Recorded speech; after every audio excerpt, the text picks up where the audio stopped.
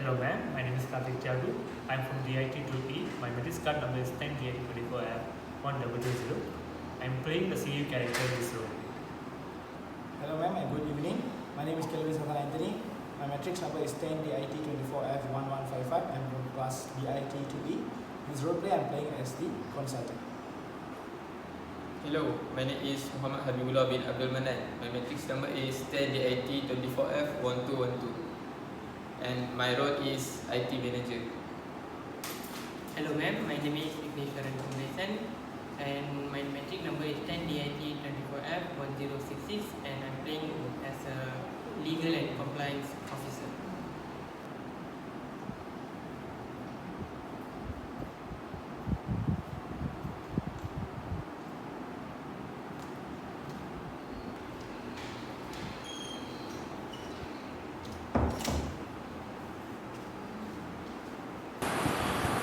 Good morning. Hello sir. Hello. Hello.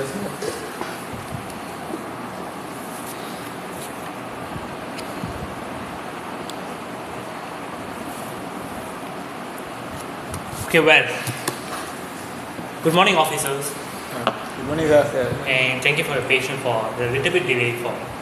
And as you guys know, the reason why we all gathered here now, our company, the CyberSecurity technology company, recently experienced a serious data breach for the first time. This destroy our customer trust and also destroy our company reputation all around the competitors. The primary focus for now and for the major situation right now is we need to get back, we need to revoke the customer trust again and need to rebuild our risk management assurance to get back to normal. That's why our company specially assigned an IT consultant, Mr. Kelvin, to guide us, to assist us about the risk management and information assurance practices. And you carry on, Mr. Kelvin. Proceed. Thank you Mr. Karthik.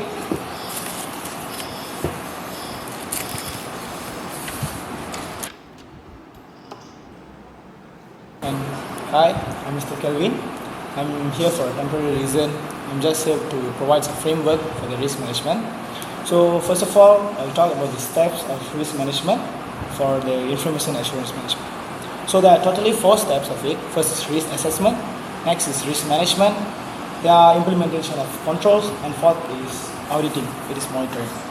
So the first step is about risk assessment, where we do identify the vulnerabilities or the weaknesses of the data where it could be exploited from the organization.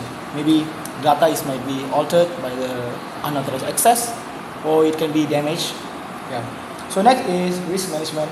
As we know, the word from risk management is about categorizing the data based on its impact, where it could destroy the reputation of your organization, as you said, the data breach right now. So we could categorize based on its negative impact. Maybe a higher risk we should state at the first place.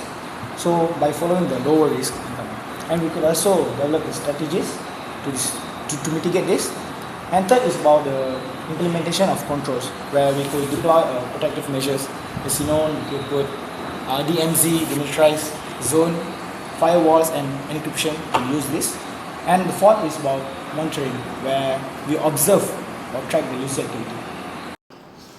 So any feedback do you have? I got one question, Mr. Kelvin. Okay.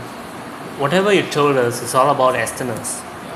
As you guys know, not all threats are come from the externals. We have some malicious insiders. Yeah. How we can mitigate that? Okay. Maybe by that you could be strengthen your access control by using multi-factor authentication or maybe fingerprints. Maybe yeah. Okay, well. So are you guys focusing now? Yeah. Okay, let's move on to the next part. So now I'll basically state the difference between information assurance and also information security. Basically, these both are actually same, as we know. So information assurance, where it's a process of implementing strategies and policies to ensure the protection and available of the data in organization assets. So we're actually ensuring the information to make sure it has the confidential the data has the integrity and also available to the user whenever you need. Their primary goal is to protect from the threat and also risk of the cyber attacks, where it is the practice of ensuring confidentiality, integrity, availability, authenticity, and also non-reputation. On the other hand, for the information security, it's about protecting information from the unauthorized access. Maybe they could steal, damage, or disrupt our data, where it could be a big loss to the organization. And their primary goal, same as that, is the confidentiality, integrity, and also the availability. So there are the common practices of the InfoSec. There are three right here. It is access control, encryption, and firewalls. Access control, maybe they can implementing, as I said just now, it's about the multi-factor authentication. And there are passwords, using a strong passwords with a multiple combination of characters, such as uppercase, lowercase, symbol and characters, and etc. etc. And it's a role-based access control also. We should restrict data based on the user roles. Maybe he is a newbie in the office. We should not let him to modify data or enter into a restricted area. Other than that, for encryption, where we could encoding data by transform into an unreadable form. So he need a decryption keys to encrypt, to access to the data. Yeah. So and so firewalls and antivirus, where we're using a security technologies to detect malicious or blocks. Can you explain the 5 pillar more to make sure we understand? Yeah, sure, sir. Actually, there are 5 pillars right there. So there are confidentiality, integrity, availability, authenticity, and so non-reputation. So first of all, I'll explain about the confidentiality, where the data or sensitive information is only can be accessed by the authorized user. So like unauthorized user, they will be prevented from this. So, and next is about integrity, where the data is information or is always remain accurate, or they could be consistent. So it will not be altered by the other person. And next is availability. Availability, where you see here right now, availability is where the data or system organization is always available whenever you need, or they can also be accessible at any time. There are also authentication, where they will be verifies of the identity of a user by the systems of the access to information. There are MFA on strong password, just now I said. And also last but not least, there are non-reputation for ensure once an action of a transaction that has occurred. Okay, what action can be taken to prevent ever from this happening again?